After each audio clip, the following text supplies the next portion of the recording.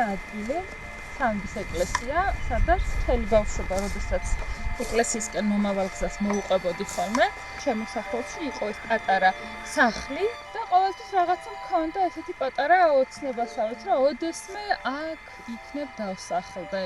აქ რაღაც პატარა მქონდეს და აი გავიდა წლები და ამ ოცნებას რაღაცნაირად ფრთები შევასწრე. ოცნება, რომელზეც წლების განმავლობაში სოფლის გზაზე მიმავალი ფიქრობდა 4 წლის წინ აისრულა. თეო თაბორიძე სოფელ მელაანში დაიბადა. ბავშვობის საუკეთესო მოგონებები ამ ადგილს უკავშირდება. აქვე იყო ერთი განსაკუთრებული სახლი, რომელიც მის ყურადღებას ყოველთვის იპყრობდა. უნივერსიტეტში სწავლისა და პროფესიული გამოცდილების მიღების შემდეგ რამდენიმე დღით სოფელში დაბრუნდა და უკან ქალაქისკენ აღარ მოუხედავს. მუშაობდი შემომყვანი ტურიზმის მიმართულებით, შიდა ტურიზმის მიმართულებით და აი როდესაც მივხვდი და მომწიფდა ის მდგომარეობა, რომ აი მაქვს უკვე თეორიული სიმყარე და ასევე პრაქტიკული გამოცდილებაც, მივხვდი და კიდევ ერთხელ დავრწმუნდი, რომ აუცილებლად მელაანი ფართო ასპარეზზე უნდა ყოფილიყო ცნობილი 2017 წლის ზაფხულში. 5 დღიანი შვებულება მქონდა, დავბრუნდი და ოჯახში ვთქვი, რომ აი ეს სახლი მინდა მთელი ბავშვობა სამების გზაზე რომ დავდიოდი, იმიტომ რომ სოფლის ბოლო სახლია, იმიტომ რომ 4 უმხარეს საოცარი ხედები აქვს, საოცარი სიმშვიდეა. სოფლის ბოლო სახლი მალე სტუმრებს მიიღებს.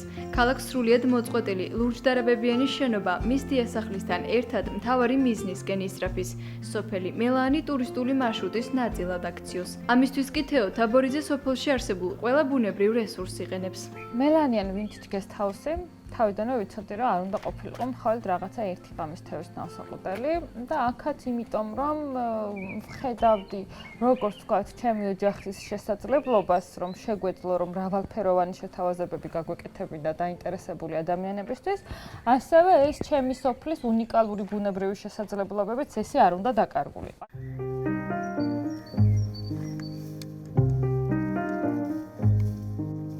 როდესაც კონცეფციაზე ვმუშაობდი და ვფიქრობდი რა უნდა ყოფილიყო ის განმასხვავებელი ნიშა, პირველი დავისახე მიზნად, რომ ეს უნდა ყოფილიყო ეკოლოგიური, ბუნებრივი და პირველი რაც თავში მომივიდა იყო ეს ბარამბოს ჩაი. გამოირჩევა როგორც თქვათ ვიზუალური ფორმებით და ასე შემდეგ, ასევე მას აქვს განსაკუთრებული სუნი და არომატი. წლების წინ, როდესაც ჩემი დიდი ბებია ცოცხალი იყო, ესე მთელი ზამთარი გადაგქონდა ხოლმე ამ ბალახოვანი ჩაებით, რომელსაც ბებია გაზაფხულის ამ პერიოდიდან ესე ტყე-ტყე და მინდორ-მინდორ აგროვებდა. მეორე ჩაი ეს არის ასკილის კოკრების ჩაი, რომელიც დღესდღეობით უკვე ბრენდირებულადაც ვაწარმოებთ, ესეც მომხმარებლის გამოძახილი იყო, ასე ვთქვათ. ფიქრობდი, რომ სანამ გაიშლება, სანამ ზედახედავ, სანამ ეს ნექტარი გარეთ გამოვა, იქნებ უფრო კარგი გამოვიდეს გემოვნური თვალსაზრისით. ესე მოვაგროვე ასკილის კოკრები ამ პერიოდში, გავაშრე, დავაყენე და გაამართლა და რა გაამართლა. ჩაისგან განსხვავებით თეოს იმედები ვერ გაამართლა რემონტის პროცესმა. ეკომეგობრული გარემოს შექმნის იდეა ბევრმა დაუწუნა. უფრო მეტმა თავად იდეა ვერ გაიგო.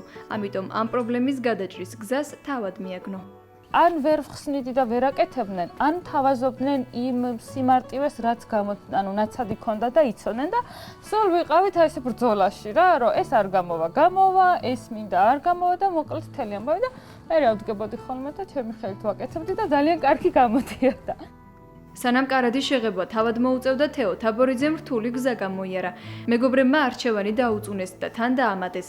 ქალაქში აწყობილ ცხოვრებას როგორ ტოვებო.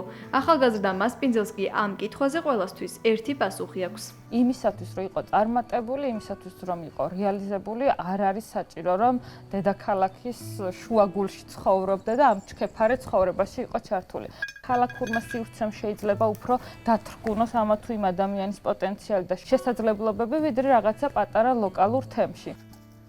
სულ მეუბნებიან და მეკითხებიან ხოლმე, რამ გაგაძლებინა, რომ აქამდე მოსულიყავი და მაგ ხოლმე ერთი მარტივი სამოტივაციო პასუხი, რომ რაღაც საქმეს რო აკეთებ და შეგვხვდა წინააღმდეგობა, ხო? აი, თავარია რამოდენიმე წუთი თვალი დახუჭო, ეს საქმე წარმოიდგინო ბოლოს როგორია და რაც არ უნდა წინააღმდეგობა შეხვდეს, აი თვალს რო გაახელ, გაათმაგებული ენერგიით იწყებ იმ მიზნისკენ სვლას.